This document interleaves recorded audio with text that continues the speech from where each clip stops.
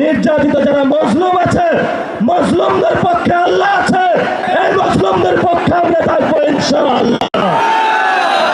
কারা কারা মামলা খেয়েছেন বা পুলিশের হলো একটা ডান্ডা বাড়ি খেয়েছেন, সবাই একটু কষ্ট করে হাতটা তুলবেন। এই যে অধিকাংশ লোক গত 17 বছরে এখানে হলো নিগৃহীত, নির্যাতিত। এবং আজকে আমাদের যে ব্যানারের শিরোনাম সেটা আমরা দিয়েছি আওয়ামী ফ্যাসিস্ট কর্তৃক সংগঠিত সকল গুম, খুন ও গণহত্যার বিচারের দাবিতে। গত 17 বছরে বাংলাদেশে কয়েকটি গণহত্যা সংগঠিত হয়েছিল। 28 অক্টোবরে একটি গণহত্যা সংগঠিত হয়েছিল, শাপলাতে একটি গণহত্যা সংগঠিত হয়েছিল, 24-এ একটি গণহত্যা সংগঠিত হয়েছিল, পিলখানায় একটি গণহত্যা সংগঠিত হয়েছিল। আর অসংখ্য মা বোনের কোলের কত সন্তান যে নিভৃতে চলে গিয়েছিল, সে মুকাদ্দাস ওয়ালি থেকে শুরু করে, সেই নোমানি বাই থেকে শুরু করে বাংলার প্রত্যন্ত অঞ্চলে কত রাজপথ রঞ্জিত হয়েছিল রক্তে, সে বাংলার আকাশ বাতাস এখনো সাক্ষী আছে। কয়েকদিন আগে প্রধানমন্ত্রী একটি বক্তব্য দিয়েছিলেন যে আমার যে মেরুদণ্ডটা ভাঙা হয়েছিল, আমি যদি প্রতিশোধ নেই তাহলে কি আমার মেরুদণ্ড ফেরত পাবো কিনা, তিনি বক্তব্যটা রেখেছিলেন।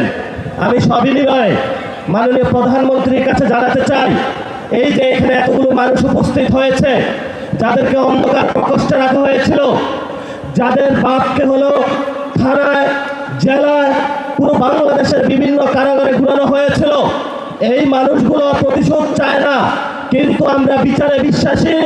আমরা বাংলাদেশে বিচার চাই। যদি বিএনপি সরকার বাংলাদেশে আমাদের এই মজলুম মানুষের বিচার করতে সক্ষম না হয়, ইনশাআল্লাহ 11 দলীয় জোট আগামী নির্বাচনে ক্ষমতায় গিয়ে আওয়ামী ফ্যাসিস্ট আমলের সকল গুম, খুন, নির্যাতন এবং জুলুমের বিচার বাংলার মাটিতে করবে ইনশাআল্লাহ।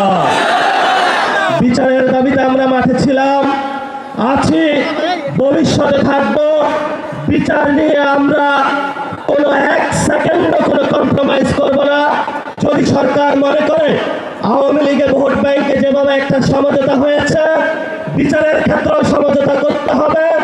আমরা বলবো আল্লাহর রাস্তায় মাপ চাই বিএনপির ভাইয়েরা, আপনারাও নির্যাতিত হয়েছেন, বাংলাদেশের সকল মানুষ নির্যাতিত হয়েছে। নির্যাতিত যারা মজলুম আছে, মজলুমদের পক্ষে আল্লাহ আছে। এই মজলুমদের পক্ষে আমরা থাকবো ইনশাআল্লাহ। লাস্ট যে কথাটা, এই যে ইলেকশন হয়েছে, আমিরে জামাত বলেছেন যদি সেই ইলেকশনের রেজাল্টটা মেনে নেওয়া হতো তাহলে বাংলাদেশে একটা গৃহযুদ্ধ হতো। আমরা বাংলাদেশে একটা গৃহযুদ্ধ চাইনি বলেই এই পর্যন্ত আমরা শান্তি এবং শৃঙ্খলার সাথে রয়েছি। নির্বাচন কমিশনে যে কমিশনারগণ নিয়োগ হয়েছিলেন, সেই প্রস্তাবনা আমাদের কাছে এসেছিল, বলেছিল ভাগ বটরা করে অমুক অমুক ব্যক্তিকে বসাতে হবে। সেই সময় আল্লাহর সহায় থাকার কারণে এই সব গোপন সংলাপ আলোচনায় আমরা রাজি হই নাই। বিএনপির অনেক কমিশনার বসানো হয়েছে, বিভিন্ন বিভ্রান্ত আর্মি পার্সনকে সেখানে বসানো হয়েছে।